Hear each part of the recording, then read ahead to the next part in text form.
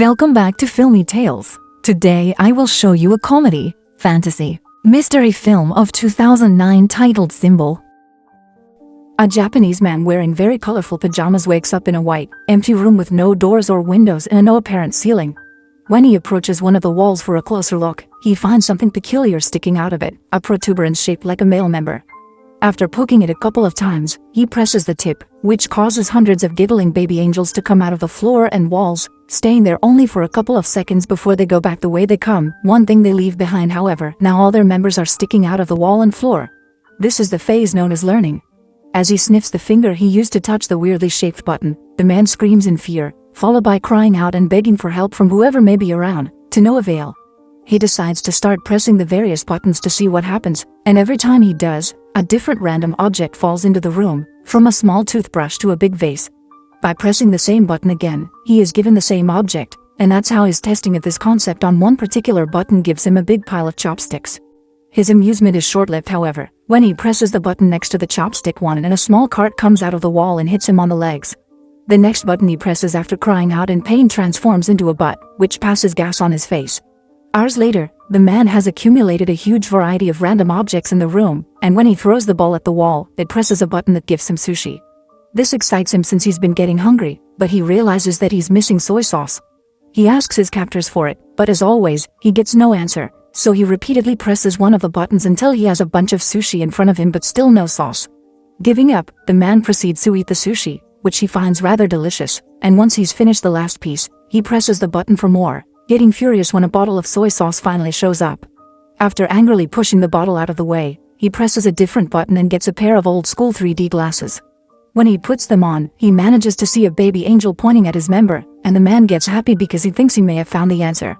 However, after pressing that particular button, all he gets is a countdown and a giant butt appearing from above to pass gas on top of him. Some hours later, he's read 5 volumes of a manga that he finds very entertaining, but when he presses a button to get the 6th, he gets the 7th instead. Frustrated, he starts trying other buttons, which give him 8 and 9 but still no 6. The last button he tries, though, has an important surprise for him. It opens a section of the wall that hides a door behind it. The man celebrates this discovery, but in his excitement, he loses track of which button is the one that opens the exit. He tries one at random and shockingly sees an African tribesman run from wall to wall. The next one makes water fall on his head. The third one turns out to be the one he needs, and as soon as the wall opens, he runs to it, only to see it close on his face.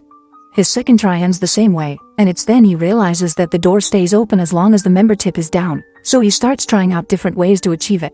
First, he goes for a runner position, pressing it with his foot. Next, he hits it with a fly swatter from as far as possible, hoping the distance will make a difference in his running time. None of these work, and neither do pulling it with a jumping rope or hitting it with the air sent by a fan.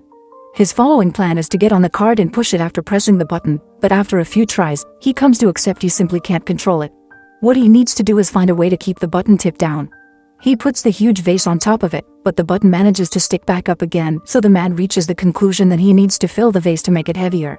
First, he tries the water button, but it's pointless. No matter how hard he tries to redirect the water, it only falls on him and nowhere else.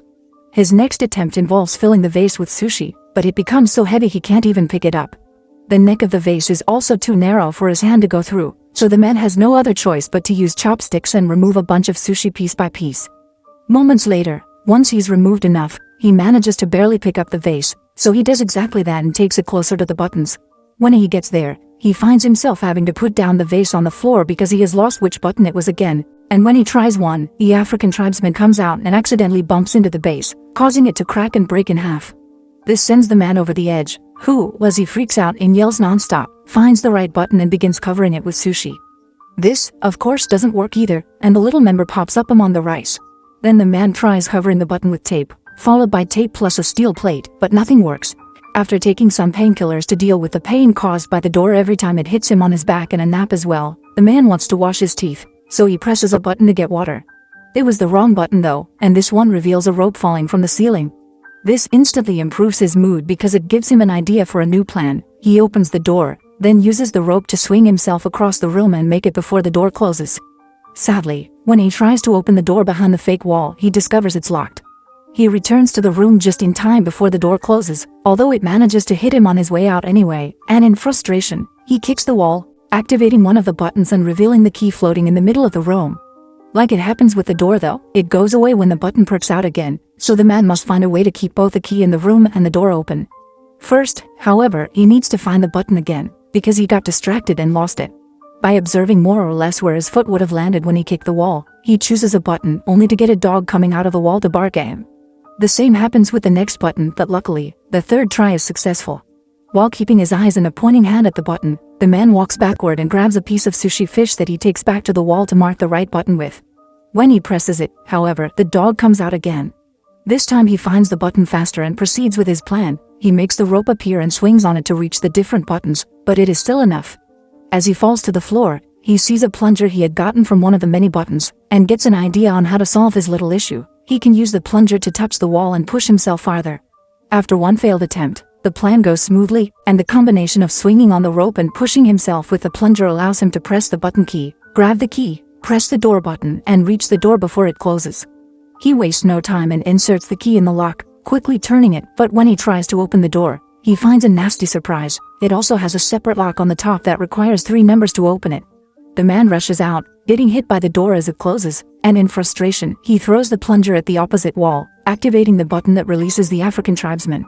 As he watches him walk by, he realizes something. There are 3 numbers painted on his forehead, which must be the combination he needs. Since the time behind the door is limited, the man goes through the process of doing the whole swinging on the rope and jumping deal 3 times, 1 for each number to be put in. The 3rd time, he stays there and opens the door, which is a bit stuck and he has to push extra hard to open it. When he finally manages to do so, the piece of wall behind him closes, leaving him trapped and without enough room to finish opening the door. Devastated, the man sits on the floor and starts crying, remembering all the fun he had with the objects he had gotten from the buttons. He had been locked there too, but at least he had room to move in entertainment, and now he realizes he didn't appreciate what he had while he could. Suddenly, he feels a breeze on his face coming from the left wall. As soon as he touches it, he finds a crack that indicates it's a fake. He wastes no time and pushes the panel open before running out of there, soon reaching a mysterious hallway floating in a pitch-black area. It feels like he spends an eternity running towards an exit, and when he finally makes it to a room, his hair is longer and the colors of his pajama have faded. This room is also empty and the door he uses closes as soon as he enters, but instead of baby angels, here there are adult ones, who also disappear into the wall and only leave out their members to be used as buttons. This is the phase known as practice. Meanwhile, in a city in Mexico, little Antonio's family is worried because the father, a wrestler known as Escargot Man, is behaving more taciturnly than usual. His wife thinks it may be because this next opponent is much younger than him, but the grandfather points out that what matters is experience, not youth. Escargot Man is picked up by his daughter's sister Karen on her truck and she drives him to the wrestling ring so he can start getting ready early, which includes changing clothes and praying to the Virgin. At school, Antonio is being bullied by his classmates for betting on Escargot Man, calling him a weak loser. As the time for the match to start approaches, Sister Karen takes her van again and picks up Antonio and their grandfather to take them to see Escargot Man in action. Karen doesn't stay though, and Antonio and his grandfather find some of the last seats for themselves right before the show begins. The first team that enters the ring are the Northern Tough Ones, formed by Super Demon and Tequila Joe. Then Escargot Man and his partner Silver Eagle come in under the team name Kiss Me A Lot. Silver Eagle is the first one to fight for his team with a brilliant beginning, but he's soon overpowered when the Northern Tough Ones fight him together instead of one-on-one. They keep gesturing at Escargot Man, asking him to join the fight, but he refuses to do so until Silver Eagle pulls a trick to make Super Demon and Tequila Joe hit each other, allowing him to escape.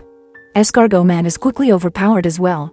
But just when his opponent is about to hit him with a chair, the man in the mysterious room presses a member button and causes Escargot Man to magically extend his neck and knock out both opponents with a hit of his head. In the room, nothing happens, which calls the man's attention, so he keeps pressing the same button, causing Escargot Man to knock out Silver Eagle, the referee, Antonio, and even the bell. Seeing no results, the man starts trying out different buttons. One causes the singer of a metal band to breathe fire above his audience during a concert in Los Angeles.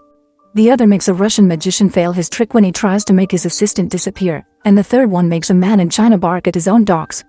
The man is about to give up when he sees some light coming from above and notices that unlike the last room, here there is no ceiling and he can see the angels flying around in the distance. He decides to try something completely new this time. Instead of pressing the member buttons, he will use them to climb the walls. It works, and every time he grabs a button with his hands or steps on them with his feet, something amazing on Earth happens, from flowers blossom into an elephant dying. The higher he goes, the more complex the effects become. It's not only nature anymore, there is also humanity in both the little and the big things, like a toaster and landing on the moon. By the time he makes it to the top, both the man's hair and beard had grown long, and he doesn't need to hold on to the wall anymore. Now he can float as well, just like the angels, and using all his experience gained from the training at the previous rooms, he embraces his role of God and begins choosing humanity's biggest hits on purpose instead of randomly pushing buttons. By the time he's done, he's surrounded by feathers instead of walls, and he enters a glowing portal that takes him to the last room. This one has the continents on its walls and a huge member button that the man is about to press. This is the phase known as future. Make sure to subscribe and turn on notifications so you can watch more videos like this.